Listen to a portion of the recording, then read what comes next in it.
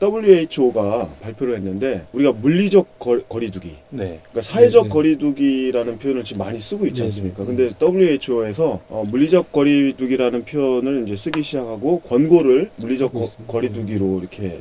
그 표현을 해달라 했으면 좋겠다. 그 이유가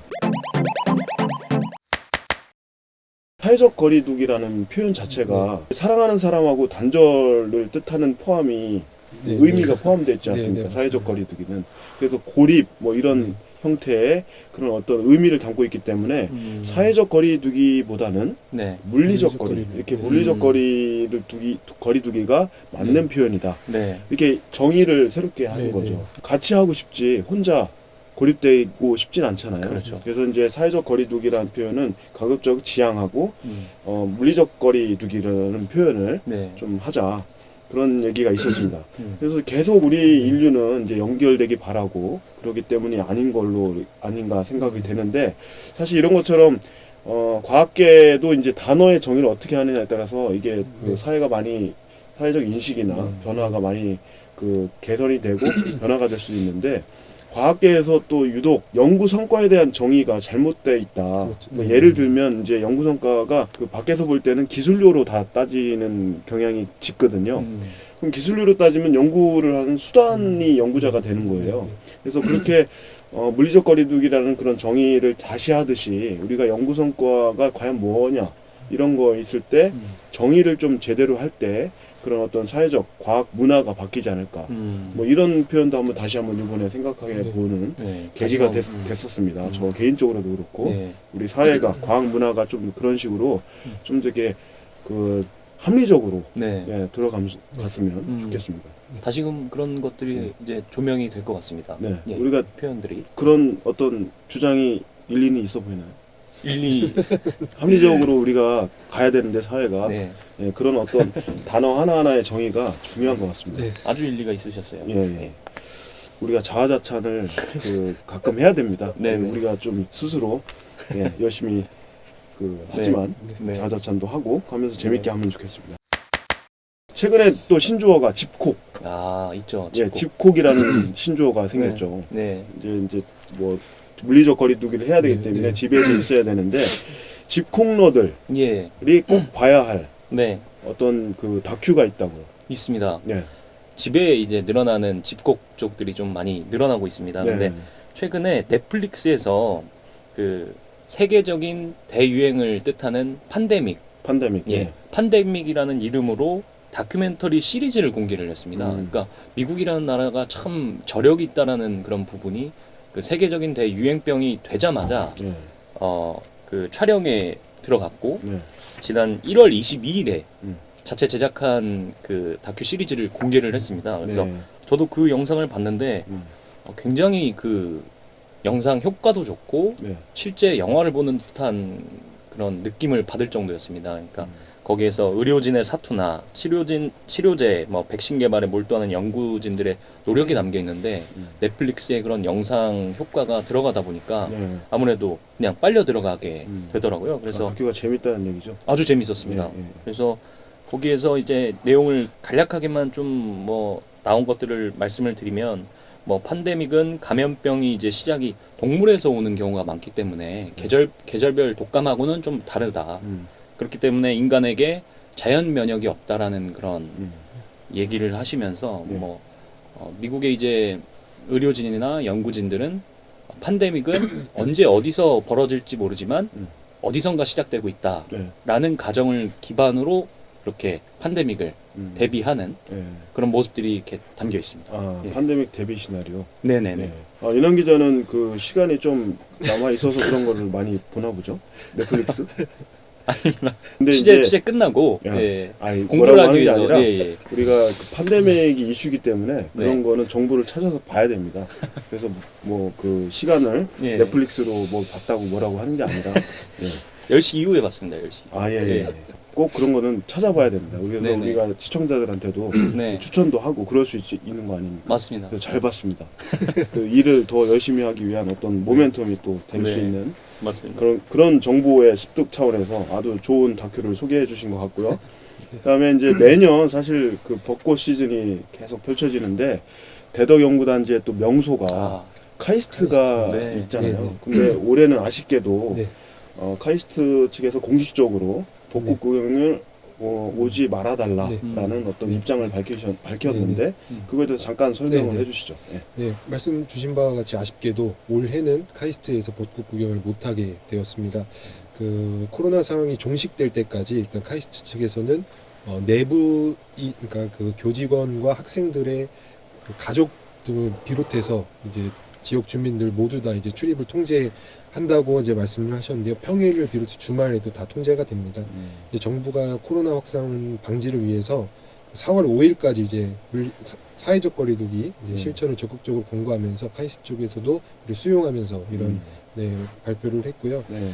그 매년 3월 말부터 4월 초까지니까 사실 지금이 딱 가기 좋을 때죠. 막 네. 오다 보니까 벚꽃도 많이 피었던데 예.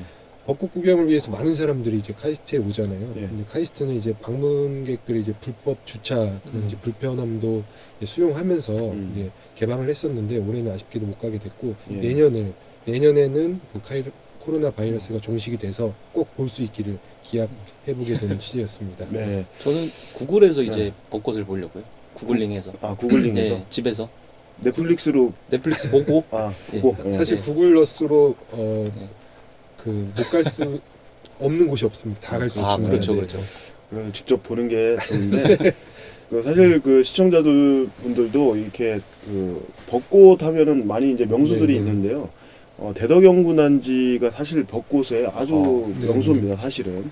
그래서 그 올해는 지나가면서 이렇게 그 드라이브 하면서도 보실 수 있을 것 같고 드라이브 스루로. 특히 이제 드라이브 스루로 말씀 잘하셨습니다. 드라이브 스루로 대덕 연구단지를 한번 쭉 돌아보시면 상당히 이쁩니다. 그래서 그 카이스트뿐만 아니라 그 원자력 안전기술원 맞은편에 그 화폐박물관 있는 그 코스도 아주 그 명소로 꼽히고 있는데 그런 명소들이 많으니까 예. 그 많은 사람들이 몰리지 않은 선에서 이렇게 좀 체험을 드라이브 스루로 쭉 한번 벚꽃 드라이브 스루 좋네요. 예, 좋네요. 네. 저도 한번 그 도전을 해보겠습니다. 예.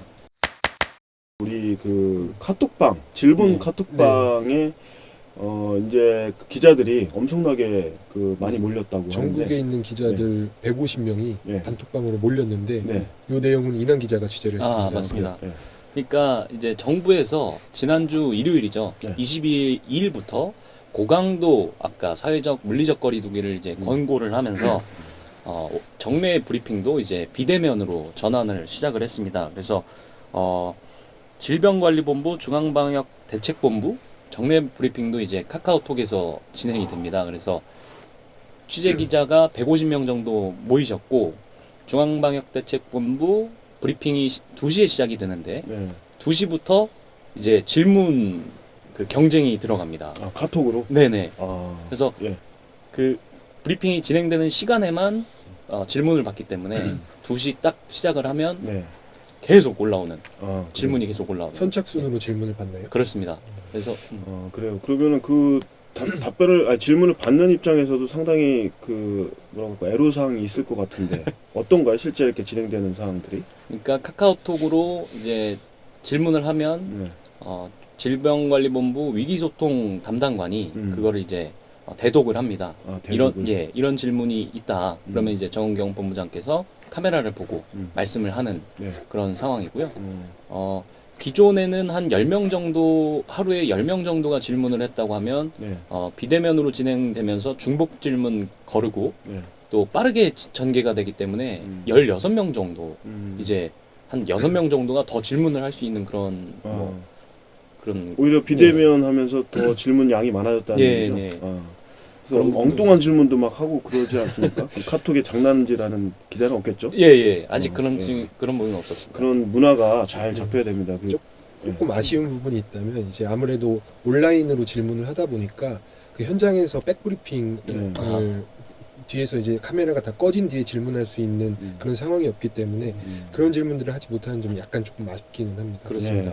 이게 이제 일장일단이 있을 텐데 하여튼 최대한 커뮤니케이션을 풍부하게 하는 차원으로 이렇게 방향성은 잡아가는 것 같습니다. 그래서 그 질문 응답을 계속 잘 하고요. 저희도 취재를 코로나 관련해서 이제 극복을 하기 위해서 여러 가지 이제 방법들이 많이 나오고 있는데 이 게임으로 네. 코로나 치료제를 개발할 수 있다 뭐 이런 얘기들이 있는데 네. 좀 이렇게 게임으로요? 예, 네. 기상천외한 얘기를 하지 않나요? 예. 일단은 그 일반인 이상의 전문 지식이 있다면 누구나 이제 참여할 수 있는 게임인데요. 게임 이름은 폴드잇입니다. 폴드잇? 네, 폴드잇이라는 게임인데 POLD? 네, 맞습니다. POLD 아니면 F. 폴드 F입니다. 근데 지금 발음이 P 발음이라서 폴드잇입니다. 폴드. 네. 아, 예. 그 치료제 단백질을 만드는 게임인데요. 미국 아. 워싱턴 대학교 게임과학센터에서 개발한 게임입니다.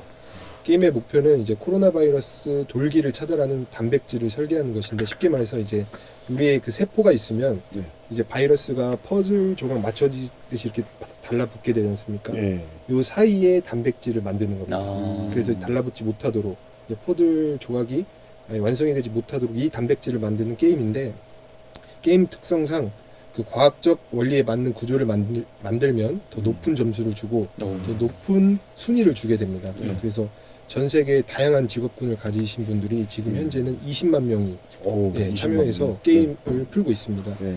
이 게임을 좀 더 설명을 드리자면 2008년도에 그 에이즈 치료용 단백질 구조를 풀기 위해 처음 개발이 됐었는데요. 네.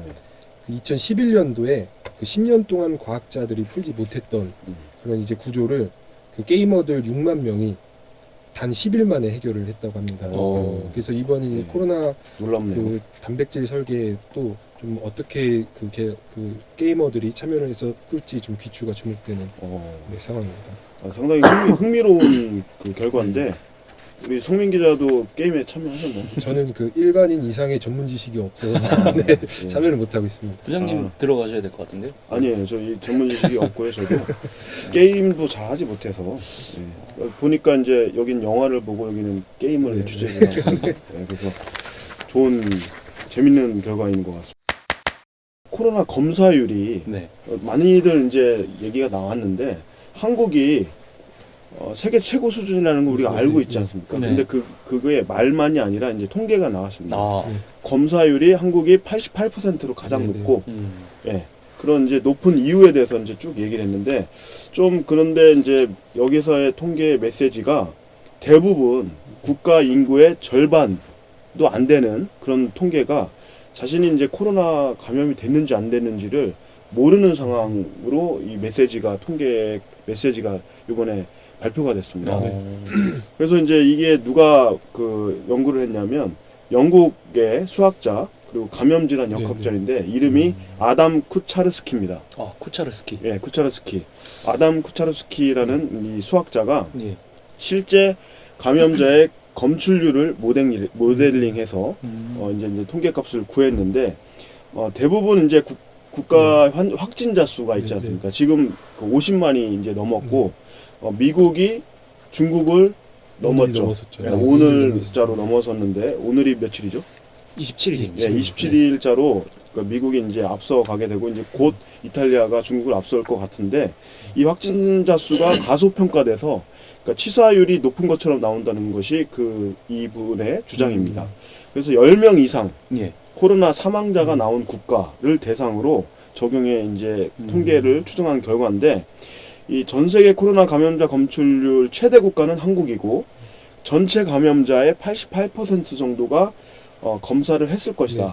이런 통계가 나오는 겁니다. 그러니까 웬만한 내가 코로나가 그 증상이 있는지 없는지 이런 이제 무증상자도 웬만큼은 90% 가까이 검사를 했다라는 이제 통계고 그 다음으로는 이제 독일이 높았는데요. 독일이 75%의 감염자 검출률이 그 통계가 나왔습니다. 근데 이제 현재 확진자가 가장 많이 나온 이탈리아, 이제 미국인데 이제 그 다음에 이제 3위 정도 되는데 그렇죠. 이탈리아가 이제 문제가 됩니다. 이 전체 감염자의 이 통계값에 따르면 4.6%밖에 검사하지 못했을 것이다. 이런 통계가 나왔어요. 그러니까 지금 있는 확진자 수에 엄청난 그 뒤에 백그라운드가 또 있는 거죠. 그런 이제 그 예측을 했는데 이 검사를 이제 한국만큼 많이 한다고 하지만 확진자를 의도적으로 숨기지 않는 것이냐 뭐 이런 이제 의혹도 있는 나라들이 여러 나라 있지 않습니까? 근데 이제 그 중국이 그 검사율이 이제 33%로 네. 나왔고 일본은 실제 감염자의 22%가 나왔습니다. 그리고 미국은 13%. 그래서 사망자가 10명이 넘어가는 국가 중에 한국, 독일이 가장 많이 이제 검사를 했고, 근데 이제 실제 감염자의 50%안 되는 그런 네.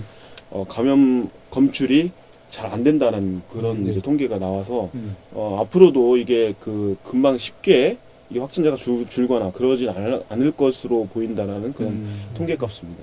그래서 이런 통계값에 의해서 지금 많이 이제 긴장을 하고 대응을 하고 있는데 코로나 네. 이 사태로 인해서 연구개발 시설 BSL이라는 네, 네, 네. 그 시설이 되게 주목받고 있어요. 네.